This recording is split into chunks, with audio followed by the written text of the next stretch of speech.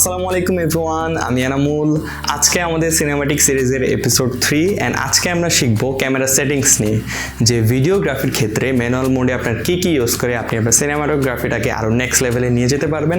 এবং শুধু ভিডিওগ্রাফি না, ফটোগ্রাফির জন্য কি লাগে সেটাও আজকে বলে দেব।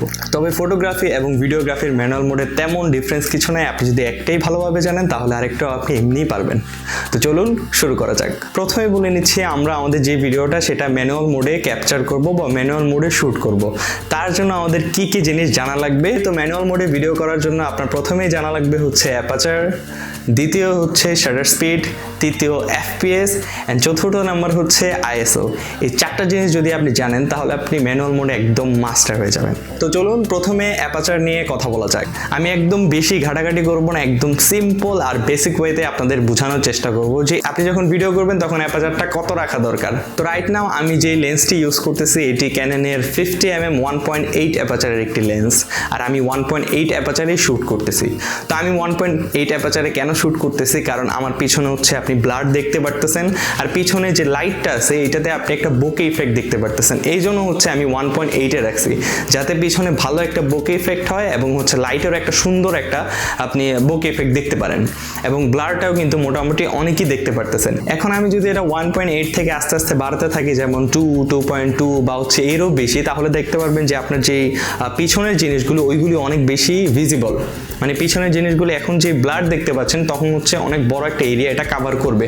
শুধু আমার উপরেই ফোকাস থাকবে না, বাকি সবগুলো মোটামুটি একটা কাভারেজ নেওয়া হবে যদি আপনি অ্যাপারচারটা বাড়ান। তো কি বুঝতে পারলেন, যখন আপনি অ্যাপারচারটা কম রাখবেন তখন হচ্ছে ইন্ডিভিজুয়াল একটাতেই ফোকাস রাখবে এবং পিছনের যে জিনিসগুলি আছে ওগুলি একটা বোকে ইফেক্ট দিবে। আর হচ্ছে যদি আপনি অ্যাপারচারটা বেশি রাখেন তাহলে আপনার যে ডেপথ অফ ফিল্ড বা হচ্ছে আপনার যে আশেপাশে যে এরিয়াটা আছে ওইটা পুরোটা হচ্ছে কাভার করবে এবং শুধু আপনি একা না, বাকি সবগুলিও ফোকাসে রাখা হবে। সেকেন্ড কথা বলবো হচ্ছে এফপিএস।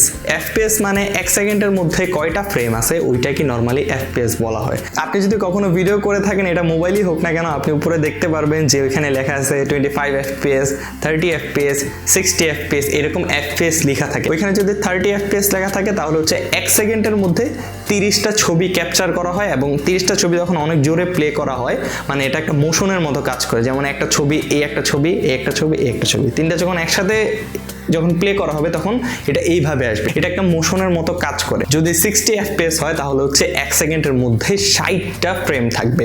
তো রাইট নাও আমি যে ভিডিওটি শুট করতেছি এটি হচ্ছে 25 এফপিএস এ, কারণ হচ্ছে দেখতে পাচ্ছেন যে খুব সুন্দর একটি মোশন কাজ করতেছে, এরকম দেখতে পাচ্ছেন। যদি আমি 60 এফপিএস এ ভিডিওটি শুট করতাম তাহলে দেখতে পারবেন যে আমার হাতটা একদম ক্লিয়ার দেখা থাকতো, এটা একদম রিয়েলিস্টিক লাগতো না। তো 60 এফপিএস এ ভিডিও শুট করলে আপনি ওটাকে হাফ করে 30 এফপিএস আনলে ওটাকে আপনি স্লো মোশন ভিডিও করতে পারবেন। আর যদি আপনি 30 এফপিএস ভিডিও শুট করে ওটাকে স্লো মোশন করতে চান তাহলে দেখতে পারবেন যে আপনার ভিডিওর মধ্যে অনেক জার্কি আসতেছে, ভিডিওটা এত স্মুথ না, খুবই বাজে দেখা যাবে। তো এই ছিল বেসিক কিছু জিনিস এফপিএস এর ব্যাপারে। আরেকটা কথা, আপনি যদি একদম সিনেমাটিক ভিডিও শুট করতে চান তাহলে অবশ্যই 24 এফপিএস এ শুট করবেন বা 25 এফপিএস এ শুট করবেন, এর বেশি করবেন না। কারণ যত মুভি আপনি দেখেন, যত মুভি আছে সব মুভি হচ্ছে 24 এফপিএস এ শুট করা হয়। ওইটাতে একটা সিনেমাটিক ফিল আসে, খুব সুন্দর লাগে দেখতে, একদম রিয়েলিস্টিক একটা ফিল আসে। তো এই ছিল মোটামুটি এফপিএস এর ছোটখাটো কিছু বর্ণনা। থার্ডে কথা বলবো হচ্ছে শাটার স্পিড। আপনার এফপিএস আপনি যতই রাখবেন, যেমন 25 হোক, 30 হোক আর 60 হোক, যতই হোক আপনার এফপিএস এর ঠিক ডাবল রাখবেন হচ্ছে আপনার শাটার স্পিড। যেমন আমি হচ্ছে 25 এফপিএস এ শুট করতেছি ভিডিওটা, আমার শাটার স্পিড হচ্ছে 50। আপনি যদি 30-তে শুট করেন তাহলে এর ডাবল হবে কত? রাইট, 60।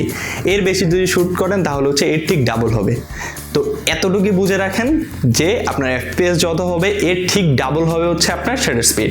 এর বেশি জানার দরকার নেই, পরে একদম ভুলে ফেলবেন। ফোর্থে কথা বলবো হচ্ছে আইএসও। আইএসওর ব্যাপারে আমি এমন কোনো নাম্বার বলতেছি না যে আপনি আইএসও এত রাখবেন বা এত রাখবেন, এত বেশি রাখবেন, এরকম কিছু বলতেছি না, কারণ ইনডোর এবং আউটডোরে অনেক ডিফারেন্স থাকতে পারে। বাট আমি বলবো হচ্ছে আপনি যতটুকু পারেন আইএসও কম রাখার চেষ্টা করবেন। আপনি আইএসও যত কম রাখবেন আপনার যে ভিডিও বা ফটো এটার মধ্যে ডিটেল সবচেয়ে বেশি থাকবে। তো এই জন্য আইএসও যত পারেন কম রাখার ট্রাই করবেন। যেমন হচ্ছে আমি এখন আমার আইএসও হচ্ছে 800, তো এইটা আমার কাছে বেস্ট মনে হয়েছে আমার জন্য, কারণ আমার এখানে লাইটিং অন্যরকম, আপনার এখানে লাইটিং অন্যরকম থাকতে পারে, আউটডোরে আবার লাইটিং অন্যরকম। তো ওইটার সাথে খাপ খাইয়ে নেবেন যে কতটুকু আইএসও লাগে, ওইটা নিয়ে ওইটা বুঝে হচ্ছে আপনার আইএসওটা আপনি সেট করবেন। তো এটা গেল আমাদের ভিডিওগ্রাফির ম্যানুয়াল সেটিংস। এখন যদি কথা বলি আমি ফটোগ্রাফির ক্ষেত্রে, তাহলে ফটোগ্রাফিটাও একদম এটাই সেম।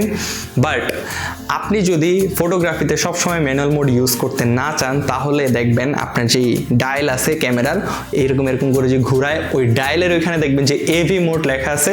এভি মানে হচ্ছে অ্যাপারচার প্রায়োরিটি। ওইখানে শুধু আপনি আপনার অ্যাপারচারটা সেট করলে হবে, বাকি যে শাটার স্পিড তারপর হচ্ছে আইএসও বাকি যেগুলো আছে ওগুলো আপনি ওটা সেট করে নিন। আপনি জাস্ট আপনার অ্যাপারচারটা সেট করে রাখবেন যে পুরো ডেপথ নেবেন নাকি ইন্ডিভিজুয়াল একটাকেই ফোকাস করবেন, ওটা জাস্ট আপনি সেট করে রাখবেন, বাকিটা ওটা আপনি করে নেবে। তেমন কোনো ঝামেলার কিছু নেই যদি হচ্ছে আপনি ম্যানুয়াল মোডে না যান। আর যদি ম্যানুয়াল মোডে যান তাহলে তো আপনি সব কিছু নিজের মতো সেট করতে পারবেন। তো এই ছিল আজকে আমাদের ক্যামেরা সেটিংস নিয়ে সিনেম্যাটিক সিরিজের এপিসোড 3। তো দেখতে 3টা ভিডিও শেষ হয়ে গেল। তো সামনে আরো ভিডিও আসবে, আশা করি ভিডিওগুলি আপনাদের ভালো লাগতেছে। যদি ভালো লেগে থাকে অবশ্যই লাইক দিয়ে দিবেন। আর এই ভিডিওতে যদি কিছু না বুঝে থাকেন, যেটা ফটোগ্রাফি হোক আর ভিডিওগ্রাফি হোক, যেই বিষয় হোক, যদি না বুঝে থাকেন অবশ্যই নিচে কমেন্ট করে জানাতে পারেন। আর আমাদের ফেসবুকের পেজ এবং ফেসবুকের গ্রুপ নিচে দেওয়া আছে, পেজে একটা লাইক দিয়ে দেবেন। আর গ্রুপের মধ্যে আপনি চাইলে পোস্ট করতে পারেন আপনার সমস্যা বা প্রবলেম নিয়ে।